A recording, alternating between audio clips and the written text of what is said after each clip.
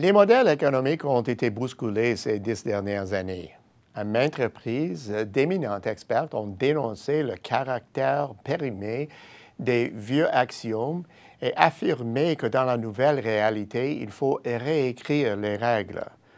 Au milieu de ce rééquilibrage en temps réel, les prévisionnistes continuent leur travail et le citoyen ordinaire se demande, j'en suis persuadé, en quoi consiste cet exercice d'analyse d'éléments hétéroclites. Alors, un nouveau modèle économique est-il en train d'émerger et dans l'affirmative, à quoi ressemble-t-il? L'analyse économique fondée sur des modèles est utilisée depuis des décennies. Leurs algorithmes ont, au départ, été empruntés à des modèles ayant cours en physique. La nature simultanée des processus électroniques s'apparentant aux interactions économiques. Les premiers modèles économiques ont été accueillis avec un enthousiasme généralisé, mais leur piètre performance, du moins au début, en ont déçu plusieurs et ont fait naître de sérieux soupçons sur cette approche plus scientifique. Nullement découragés, les passionnés des modèles se sont mis au travail, mettant au point et affinant des techniques d'estimation, les tests et les filtres, entre autres, et permettant une appréciation plus rigoureuse de ces constructions mathématiques. Résultat, les modèles ont gagné en respectabilité.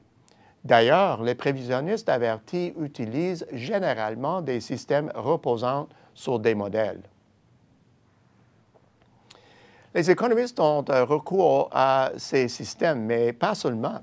Les créateurs de modèles financiers ayant accès à un déluge de points de données haute fréquence sont une force de premier plan dans l'économie mondiale actuelle. Toutefois, il y a un bémol.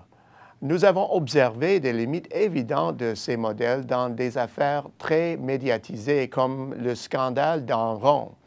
De même, la grande récession a terni la réputation des modèles qui présentaient un horizon à court terme et ils ont contribué au quasi-effondrement du système financier mondial en 2008.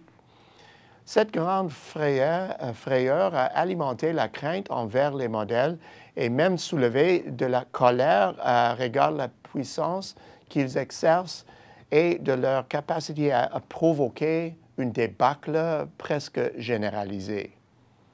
Heureusement, ce nouvel élan de cynicisme n'a pas atteint le secteur économique. Toutefois, nous avons connu des déconvenues après la récession.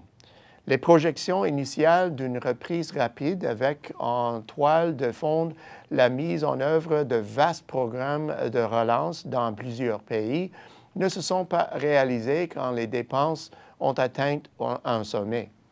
Depuis, la profession se montre plutôt réservée, se démenant pour prédire l'avenir à partir d'une conjoncture morose d'une longueur inhabituelle. De brillants spécialistes se demandent même publiquement si ces modèles fonctionnent encore. Curieusement, alors que le monde industrialisé parle de robotique, d'apprentissage machine et d'intelligence artificielle, la dimension mécanisée de la profession est confrontée à un dilemme. Cette situation est peut-être révélatrice du fait que l'apprentissage peut survenir dans des processus en grande partie répétitifs, mais complexes. En économie, où on recense des éléments répétitifs et une foule d'éléments aléatoires, il faudra sans doute attendre un peu avant que les utiles, notamment ceux issus de la robotique et de l'intelligence artificielle, puissent être utiles. Plus précisément, de manière générale, l'apprentissage machine s'intéresse aux corrélations à court terme et moins aux causes.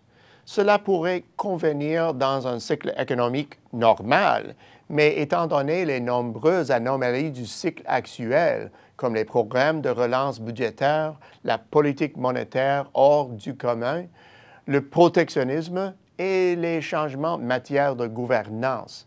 Les machines, laissées à eux-mêmes, ont peiné à la tâche.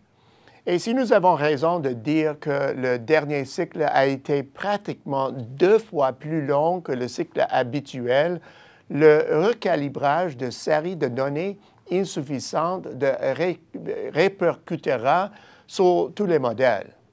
Autrement dit, les modèles économiques seraient toujours tributaires du facteur humain. La situation actuelle exige de l'expérience et une mémoire à plus long terme des événements afin d'établir correctement les relations qui s'imposent.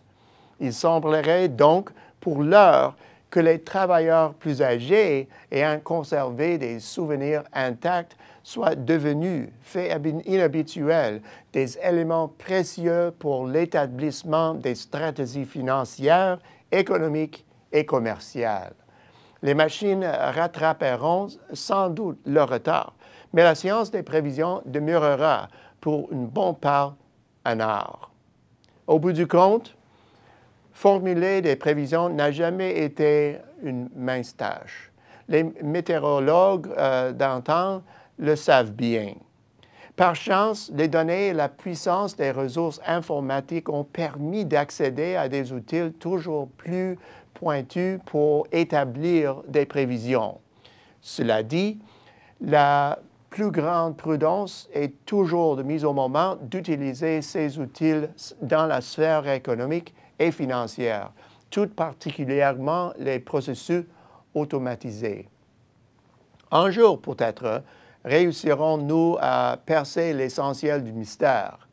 Dans l'intervalle, les limites actuelles soulignent fortement la nécessité d'une intervention humaine, bien manifeste dans le cas présent. Elle constitue assurément un élément primordial du processus. À la semaine prochaine, c'est Peter Hall.